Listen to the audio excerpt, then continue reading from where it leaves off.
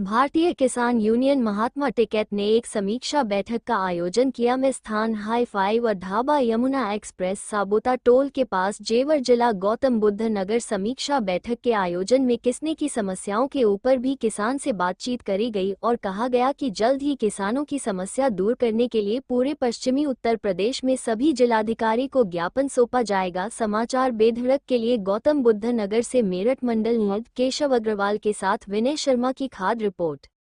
Meeting रखी गई है, क्या कुछ मामला है? देखिए, पश्चिमी उत्तर प्रदेश के 22 जिलों की ये मीटिंग है और 22 जिलों में पूरे प्रदेश भर में जो समस्याएं हैं किसान के सामने, वो इन जिलों में भी हैं और पूरे प्रदेश भर में हैं। लेकिन ये पश्चिमी प्रदेश की मीटिंग रखी गई है और इसमें उन सभी समस्याओं पर चर्चा होनी है कि जो प्रदेश सरकार के द्वारा किसानों के साथ और समस्याएं पैदा करी जा रही हैं। यहाँ की अगर हम बात करते हैं, गौतम बुद्ध नगर की बात करते हैं, तो गौतम बुद्ध नगर में ज़मीनों की छीना झपटी है।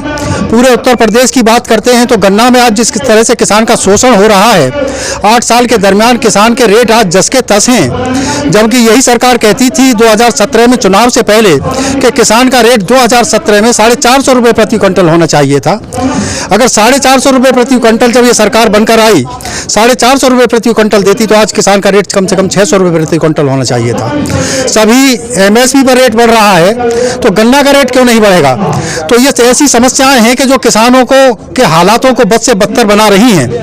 सरकारों को सोचना चाहिए, किसान के बुरे हालात होते चले जा रहे हैं और सरकार कहीं ना कहीं किसी ऐसे कार्यों में मशगूल है कि जो जनता को बांटने का काम कर रहे हैं। आज जाति बिरादरी धर्म के नाम पर जो किसानों का बंटवारा हो रहा है वो ना देश हित में, ना प्रदेश हित में है और ना वो किसान हित में है। तो हमारा आज ये जो समीक्षा मीटिंग बुलाई गई वो इसलिए भी बुलाई गई है कि जो किसानों को आज अंग्रेजी की नीति पर चलते हुए किसानों को जो बांटा जा रहा है जाति बिरादरी और धर्म के नाम पर, वो सिर्फ वही रूल अपनाया जा रहा है, बांटने का रूल अपनाकर उन पर शासन किया जा रहा है। तो ये समस्याएं हैं, किसान के गन्ना की समस्या है, किसान के जमीन की समस्या है, किसान की फसलों की समस्या है। और अगर कोई आंदोलन किया जाता है तो उस आंदोलन को ठीक उसी तरह से कुचला जा रहा है जब कभी प्रतंत्र भारत में अंग्रेजी हुकूमत के दरमियान आंदोलनों को कुचला गया था। हम बात करते हैं जलियांवाला बाग की। जलियांवाला बाग में किसानों को बुलाकर वहां पर गोलियां चलाई गई। इसी तरह से खनौरी बॉर्डर पर आज किसानों के साथ जो दुर्दशा हुई, जो किसानों के साथ शोषण हुआ, जो सरकार ने वहां पर उत्पीड़न किया, वो जलियांवाला बाग की याद दिलाता है। आज लग रहा है कि देश में स्वतंत्रता के बाद भी आज परतंत्र जीवन किसान जी रहा है। यहाँ पर समीक्षा मीटिंग का उद्देश्य यही है कि हम इन अपने सभी जिलों में अपने कार्यक्रम चलाएंगे और सरकार को बताएंगे कि किसान का अगर शोषण होता रहा तो किसान को सड़कों पर उतरने में ज़्यादा देर नहीं लगेगी। फिर भले ही किसान की कुर्बानी जलियांवाला बाग की तरह ये सरकार अगर लेना चाहती है तो किसान उसके लिए भी तत्पर है। अगर सरकार ने आपकी बात नहीं मानी तो आपकी क्या होगी? देखिए, इस देश के अंदर अहिंसापूर्ण तरीके से आंदोलन हमेशा से चले आए हैं। महात्मा गांधी से लेकर महात्मा टिकैत तक हम ये आंदोलन चले। आज भी अहिंसापूर्ण तरीके से हमने आंदोलन चलाए और आगे भी हम उसी तरह से चलाएंगे।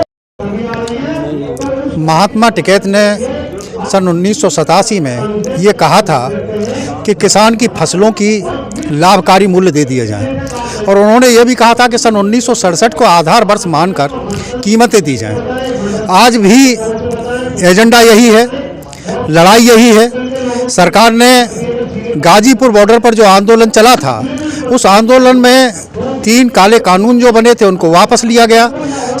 तत्कालिक सरकार ने माफ़ी मांगी और उसमें उन्होंने कहा था कि MSP पर हम गारंटी कानून बनाएंगे, किसान का संपूर्ण कर्जा माफ़ करेंगे, C2+50 फॉर्मूला स्वामीनाथन का हम किसान की फसल पर लागू करेंगे। लेकिन दुर्भाग्य की बात रही है, सरकार ने ये लिखित वायदा किया था।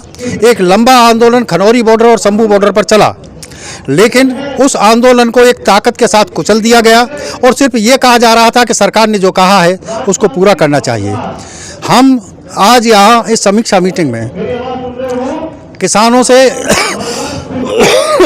अनुरोध करते हैं कि किसान को एकजुट रहना चाहिए।